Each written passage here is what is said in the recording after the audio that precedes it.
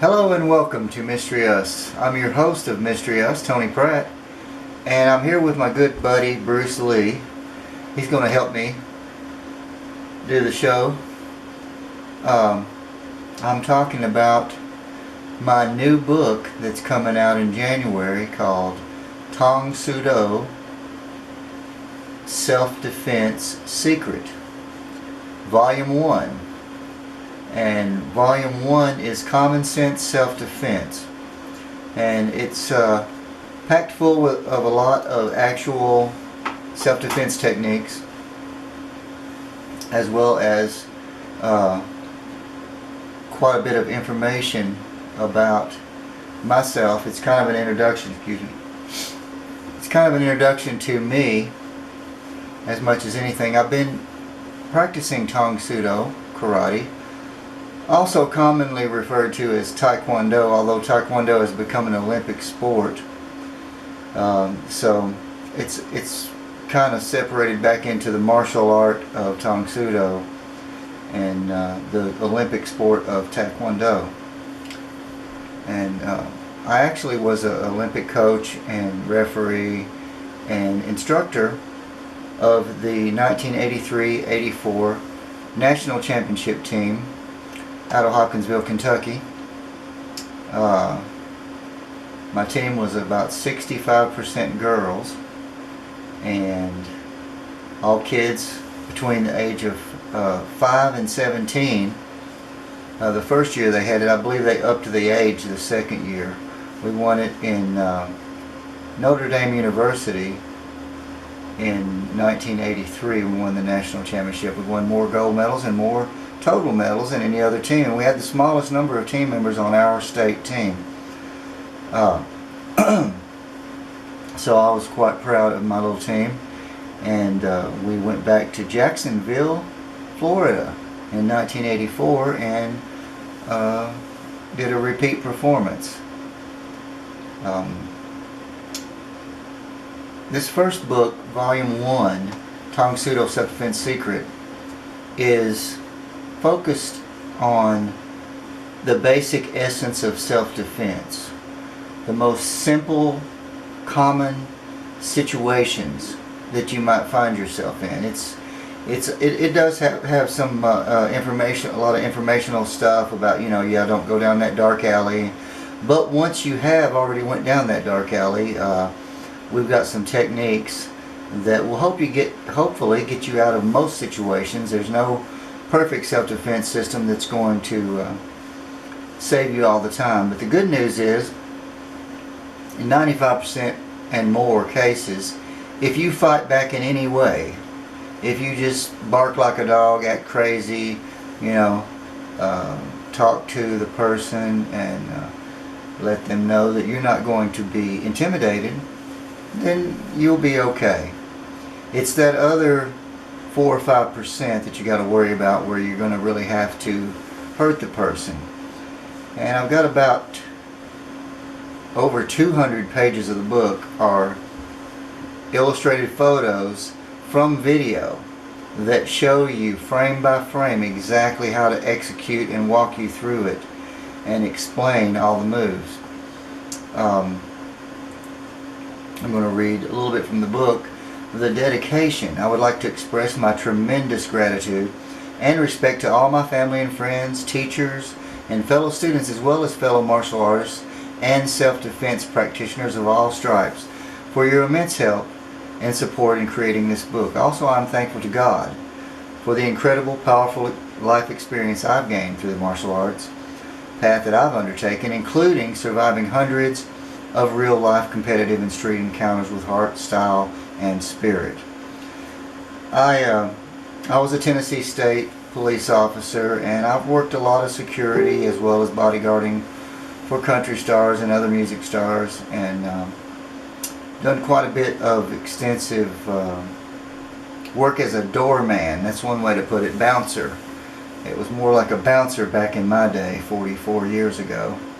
Actually, not 44 years ago that I was doing that. I started martial arts 44 years ago. 2017 will be my 44th anniversary of being in practicing Tang Soo. And I've also practiced some Kung Fu. I have a 5th degree black sash in Silam Kung Fu. And I am very thankful for the folks I encountered along the way who tried to kick my ass. You can say ass on television. Other things associated with it you're not supposed to say, but you can say ass. Tried to kick my ass on the street, as well as amazing role models, including both senior and junior students and fellow competitors, without whom I could never have achieved any of the levels of success I am so thankful for. And I must say I'm most proud of my students who have applied the same principles that are going to be found in this book to real life self-defense situations and been able to successfully defend themselves. And those number very high. I mean, I don't know how many students I've had, and not just martial arts students that know karate, but just straight self-defense students that have probably taken an 8-week course from me, who have been able to successfully defend themselves. Anybody can defend themselves against anybody. That's my contention. Even if they're a black belt, even if they're a professional hockey player or football player or a big goon, you know, you can, not that professional football players are hockey players, I'm not insinuating that they're goons at all, but you can, this stuff works on anybody. And also teach what's called passive resistance. And passive resistance is where you do techniques and you don't necessarily just blast the guy right off the bat. You might do a release move or takedown, or just make sure that he lets go of you and you show him that you're in control.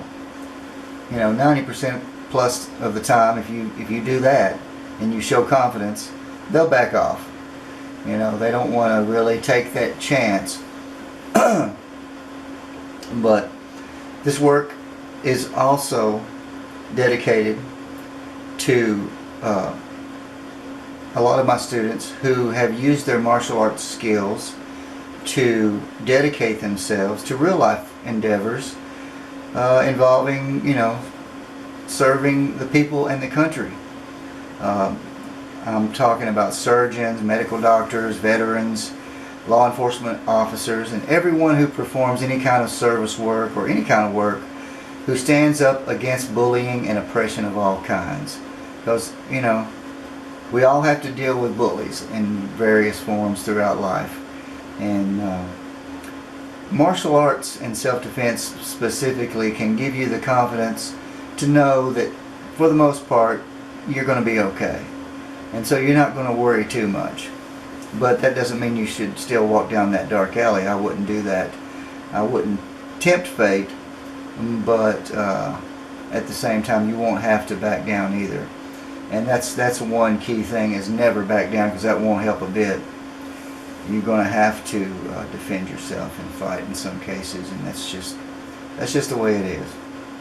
But this book is also dedicated to my instructor, Grandmaster Shin Young Kong, who I'll get a picture up here for you, who is in the picture with the late Grandmaster Tang Soo Tiger Kim. He's a very famous instructor who was really good friends with Chuck Norris, and him and his sons have been on Chuck Norris's movies and TV shows, and a lot of different other movies and TV shows as well.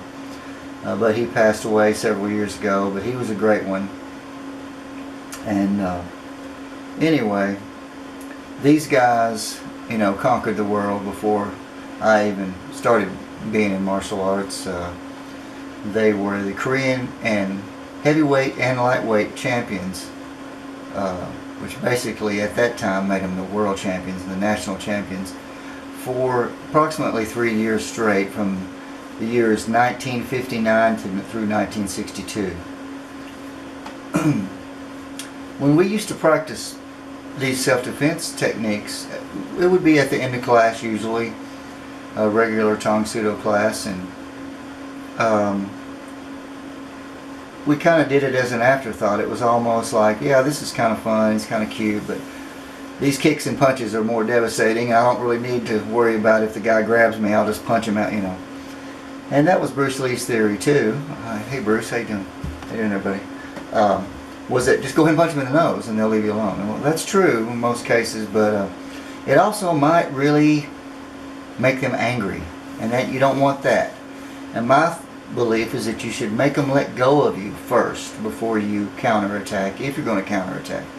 And you may just choose, like I said, passive resistance, escape, and then decide if you need to counter or not. If they're willing to back off, then that's the best thing to do. If you can walk away at any point during an encounter, that's the best policy. Just walk away. I mean, if you have a serious encounter where somebody's pulling a knife or a gun on you, then you really just need to give them whatever they want, unless you truly believe that they are going to harm you anyway.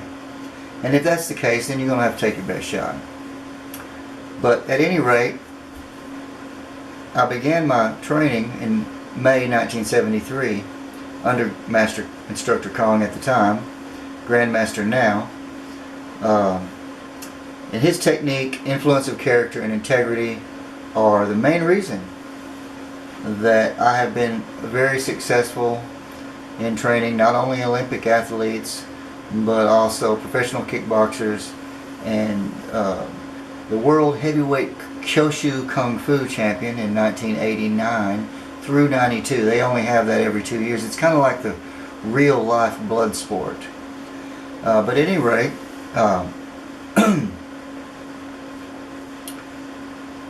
it's fought on a platform, and they still have this, but it's a lot. They have a lot more safety rules with it now, kind of like MMA. Back in the day, it was actually banned from the United States when it was held in Las Vegas. The Athletic Commission, the Boxing Commission, said it was just too brutal, and it was there's not very many rules, and you also you wear boots, and you are on this 4-foot high platform, and the object is to try to knock your opponent off the platform and let him fall.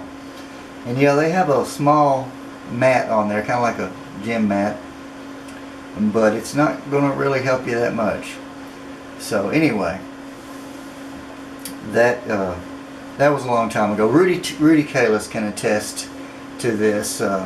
We were interviewed by Rudy, and I was on there as Master Lonnie R. Gray's instructor and trainer at the time. Some of you might know him as Rusty Gray, and he was around here for years doing Kung Fu. I don't know what he's up to these days. I think he may be down in Florida, I'm not sure, but at any rate, a lot of people probably know that name and remember those Kung Fu schools. But yeah, ever since I was a kid, when I was 5 years old, one Christmas, my dad got some walnuts and set them on the table, and bam, hit him with the side edge of his hand and said, that's a karate chop, that's a judo chop. And he's eating the nuts, and I'm like, wow.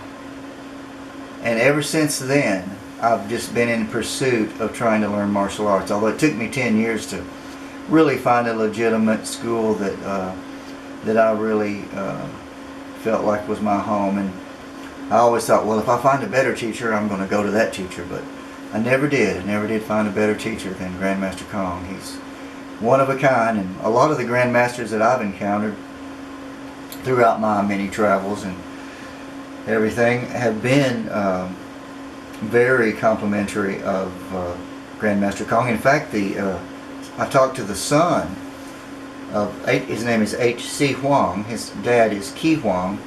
And Ki Huang was the creator, or he's given credit as being the founder of Tang Soo. Even though, the name and the style was kind of around before him, but he really codified it into the modern martial art that it is today. It's probably really the first mixed martial arts, and all martial arts, when they form, kind of draw from the best that they can find from all different styles available at the time. But I'm still learning. My journey is continuing.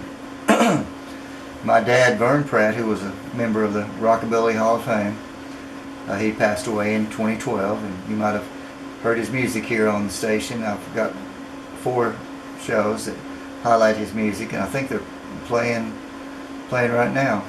But it won't be playing when this is playing. But at any rate, I'm very grateful to have had the dad that I had, who always encouraged me and taught me self-confidence, and That's one of the secrets of self-defense too, is having confidence and knowing that you can do this, knowing that it works. The purpose of the book is trifold. Okay? Chapter 1 talks about passive resistance and shows escape and counters for specific defenses, as well as various optional follow-up techniques, because you don't always end up in the same spot when you execute these techniques. You might be to the left or the right, or you might be up or down. Generally you do end up in a general vicinity of a position when you execute these release maneuvers. But anyway, also there's a theory in the book that allows you to apply these techniques and adapt them to different circumstances, because it's always going to be different than the way you practiced it exactly. So you just really need to learn how the joint manipulations work and how to execute those techniques. Now, I want to read part of my preface here. And it's talking about Chapter 1, Passive Resistance. And that if martial arts were magic, this would be the section on sleight of hand or close-up magic. At the heart of my being, I'm a teacher. I love and learn through sharing. Since I was a yellow belt, I've loved teaching as much as any aspect of the art. I want to make self-defense accessible to everybody. And then maybe people will stop messing with people so much. If everybody learned self-defense in school, then I really believe that less people would try to do the things they do. But each individual self-defense scenario in the book and in life has its own set of circumstances and environment. The environment is the learning. I had earned my master's degree in 2006 in educational technology, and I'm an instructional designer for e-learning, and I can make courses online. But one of the principles of e-learning is called ISD4, Instructional Design 4. And it perfectly aligns with what the ancient masters taught, who passed down and developed this knowledge from past and future generations. And it's generally, and this is a simplification, but you basically practice one technique. You practice the techniques in sequence, in order of difficulty, and you practice one until you've got mastery over that one before you move on to the next one. You don't just keep learning stuff and not even learn it right. That's how they do. That's one of the problems, I think, with the school systems. They don't really develop the student's skill level and stick with one thing long enough before they're jumping around to so many different other subjects and things.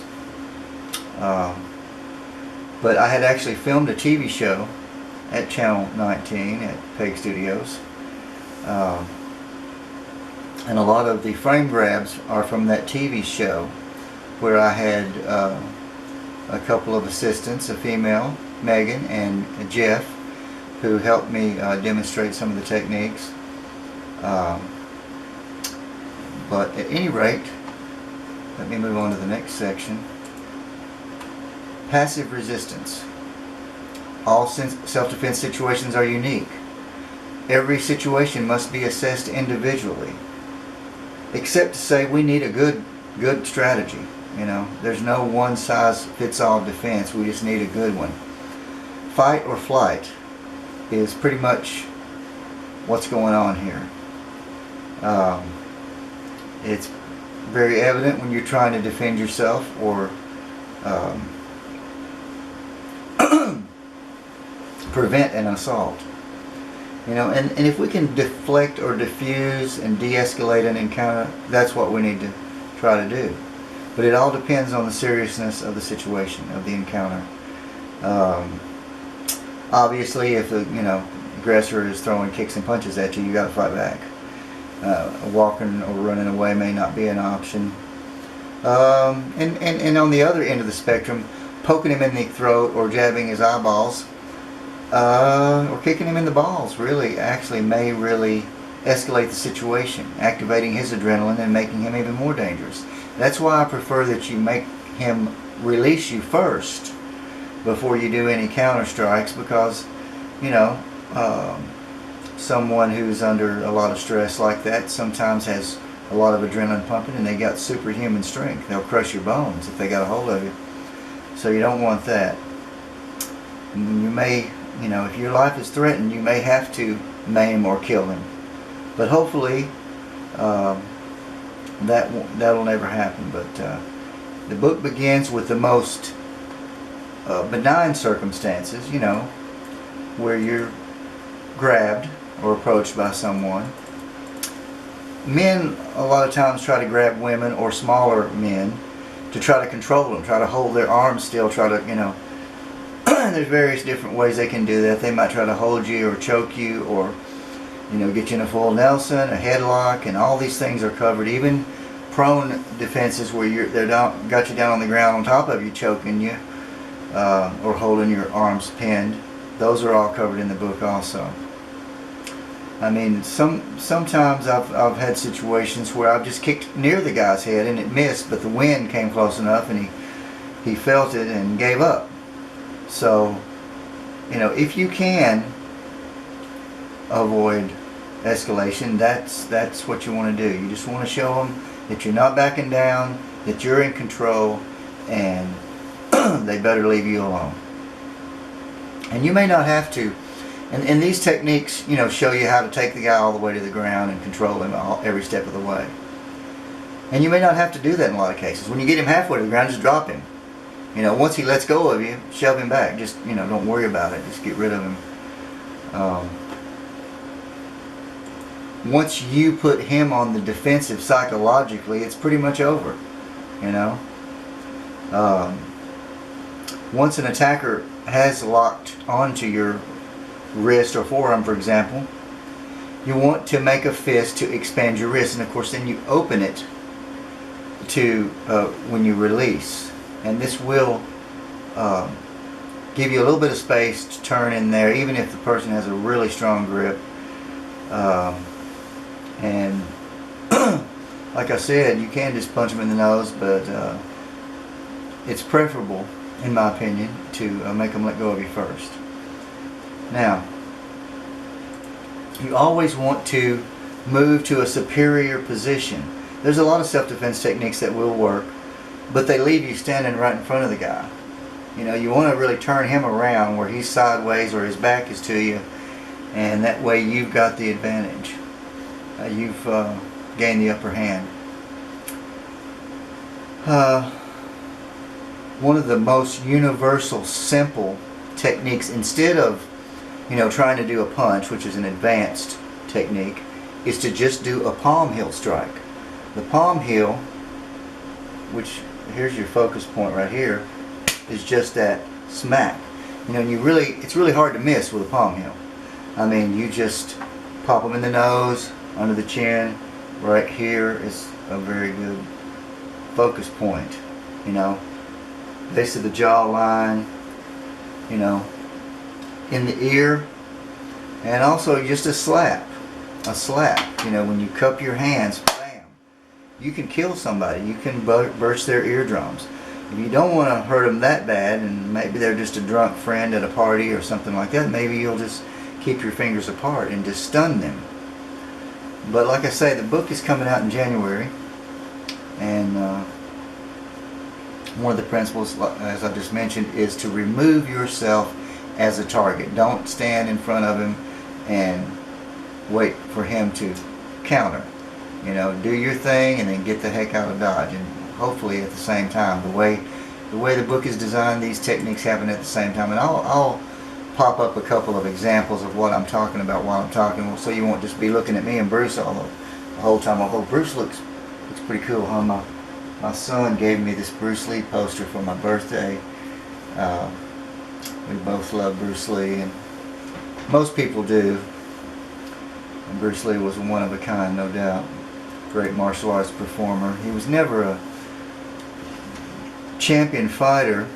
He trained with the champions. He trained with Chuck Norris and heavyweight champion Joe Louis and Bill Superfoot Wallace and a lot of different people who were champions, so I'm not taking anything away from him, but Bruce Lee's focus was more on real life self-defense. And I would say Bruce Lee would be pretty good at it. It would be very difficult to defend against Bruce Lee. Not because he's the biggest or strongest guy, because he wasn't, but because his technique and his intellect is so strong. You know, he would be a hard person to deal with. As Bruce Lee said, I have no fear of opponent in front of me. That's confidence. That's confidence. Or sometimes having a healthy fear is not the worst thing in the world. And the later volumes of this book are going to be more traditional forms and one-step sparring and actual sparring and things like that. Different training methodologies. But this first book, the major focus of it is self-defense. And self-defense is why most people learn martial arts to begin with. A lot of people become competitors and they go to tournaments and they get into that the sport aspect.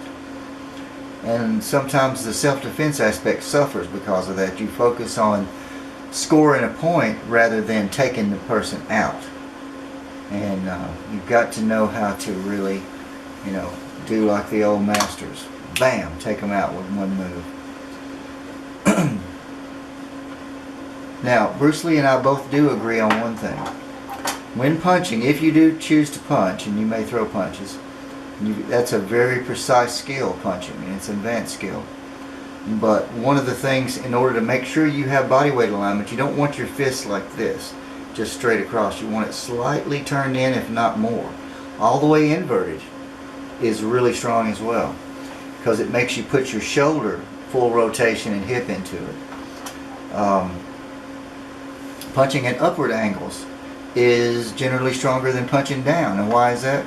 Because when you're punching up, you're using your legs and you're angling your punch up into your opponent. So you've got the leverage from the floor to push off of. Of course, if the person's laying on the ground and you're stomping them or punching them, then that's different. Yeah, you can punch them into the floor or into a wall or into a table or other object. You can knock them into something, and that will act as leverage as well. And this book talks a lot about how to use your environment to your advantage. But when you throw your punch, you do not want to twist until the very end, because if you twist early, your elbow will come out. And what's behind my elbow? Well, other than Bruce Lee to back me up, nothing. There's nothing back there. My body is not behind this. But if I punch here, I've got body weight alignment. It shortens the punch. It's faster. It takes a little practice.